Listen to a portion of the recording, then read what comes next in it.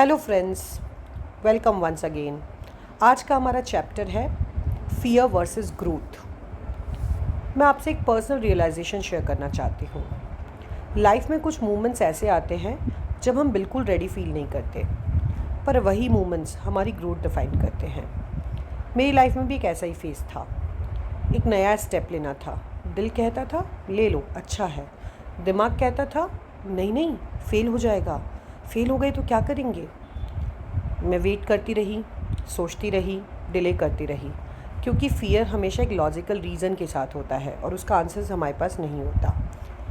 दिल कहता है कर लो, दिमाग कहता है अभी सही टाइम नहीं है, थोड़ा और प्रिपेयर हो जाओ, रिस्क मत लो, फेल हो गया तो और प्रॉब्लम हो जाएगी, और हम मान लेते हैं। फिर एक दिन जब ग्रोथ उस डिले की वजह से इम्पैक्ट होती गई, तो मुझे समझ में आया कि फ़ियर मुझे प्रोटेक्ट तो कर रहा था, लेकिन मुझे लिमिट भी तो कर रहा था।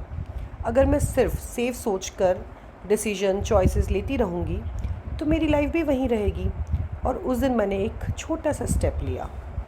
परफेक्ट नहीं था, कॉन्फिडेंट भी नहीं था, पर एक्शन ज़रूर लिया। उस एक स्टेप ने मुझे ये सिखाया, ग्रोथ का वेट नहीं होता, ग्रोथ चूज़ करनी पड़ती है।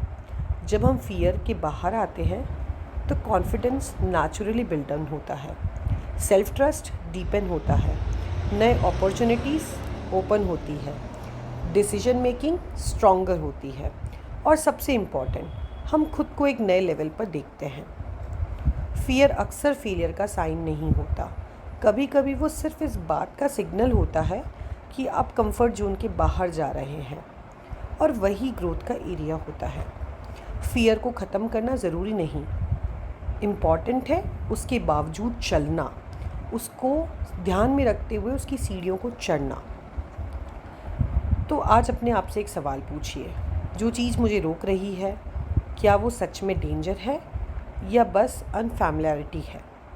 सेफ रहना सुकून दे सकता है, पर एक्सपैंड होना असली लाइफ देता है।